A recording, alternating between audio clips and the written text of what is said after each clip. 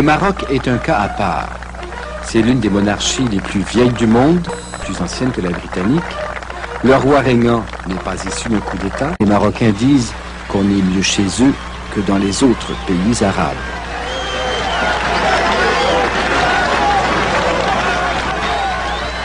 Il est du monde arabe, mais il a tourné son pays vers l'Occident. Où sont partis les bagages? Où sont partis les bagages? Hassan II, c'est une enfance marquée au fer d'une éducation à la française. C'est aussi une enfance passée sous le protectorat français. Désigné prince héritier, il n'a pas encore 20 ans lorsqu'il va en France demander l'indépendance. C'est considéré qu'à la base de tout système diplomatique qui pourra unir le Maroc et la France, il doit préexister comme une condition sine qua non une interdépendance de cœur. C'est celle-là qui conditionnera toutes les autres. En 1956, le Maroc obtient son indépendance. Le peuple voue une affection sincère au roi Mohamed V. Le prince Moulay Hassan sera le complice et l'homme de confiance du roi. « 1961, Mohamed V meurt. Désemparé, il dira plus tard qu'il a dû à la fois enterrer un père et un prince héritier qui ne pensait jamais accéder au trône. C'est un père que j'adorais parce que nous étions devenus, avec tout le respect que l'on doit à son père et à son roi, nous étions devenus comme de très grands amis. Et au fur et à mesure que l'âge, que le temps passait, la différence d'âge qui était de 20 ans diminuait naturellement. Et c'était pour moi un cataclysme. Il a fallu que je puise dans l'amour de mon pays, amour qu'il a su m'inculquer toutes les forces pour essayer de lui succéder. Dès son accès au trône, Hassan II commence à surprendre. Contrairement aux autres pays du tiers-monde, il instaure le multipartisme. Eux misent sur l'industrialisation rapide, lui donne la priorité au développement de l'agriculture. Eux optent pour l'économie planifiée, lui pour l'économie de marché. Et puis, alors que le tiers-monde penche vers Moscou, lui tourne le Maroc vers l'Occident, tout en restant un membre actif de la Ligue arabe. Rappelons-nous l'époque. Pourquoi avez-vous fait des choix complètement à l'opposé des courants de l'époque? D'abord parce que j'estime qu'il y a dans ces choix un minimum de culture. J'ai eu la grande chance d'avoir une double culture aussi solide d'un côté que d'un autre. Et grâce à Dieu, c'est cette double culture aussi solide, bipolaire, mais aussi solide, dans les deux pôles, qui m'a mis à l'abri. Parce que ceux qui ont choisi n'étaient pas des incultes, je ne dis pas. Non mais, c'est un des éléments. Et ça vous a suivi, ça suit le Maroc encore aujourd'hui, ces deux tendances, oui. L'arabisme. Je voudrais revenir à ça plus tard, mais donc vous avez fait ces choix importants, vous avez mis Au début, ce n'était pas des choix. Quand je n'avais pas de référence à l'époque, je n'avais pas de référence de pays ayant échoué parce qu'il avait choisi le dérivisme. Nous en étions au début. C'était pas un choix en réalité. C'était une sorte d'instinct migrateur qui faisait que j'avais répulsion pour certaines idées et attirance pour certaines autres. Le 10 juillet 1971, grandiose réception pour son anniversaire. Au moment où cette photo est prise, plus d'un millier de cadets de l'armée fait route vers le palais. C'est ce militaire, le général Medbourg, qui tente un coup d'État. Hassan II survit miraculeusement à cette tuerie qui se termine dans la confusion. Les funérailles des victimes du coup raté en préparent d'autres.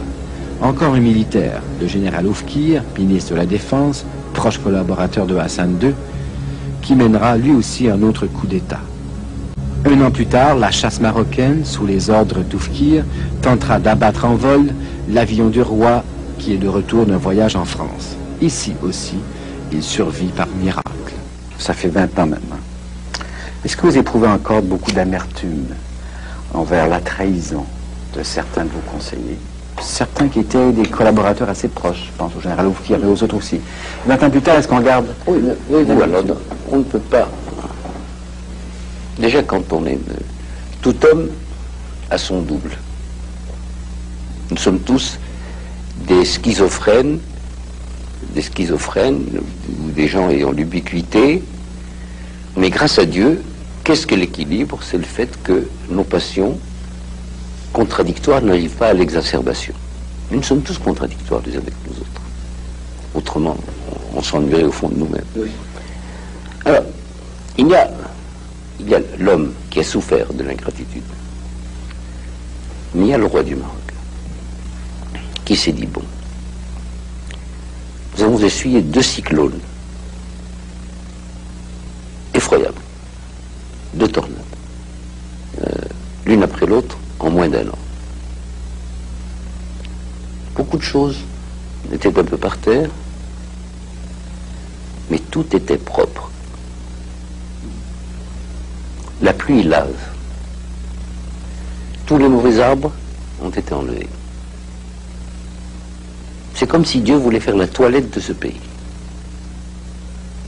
Comme si Dieu voulait que nous repartions sur un nouveau pied, avec une nouvelle analyse, avec une nouvelle prospective et une nouvelle introspective.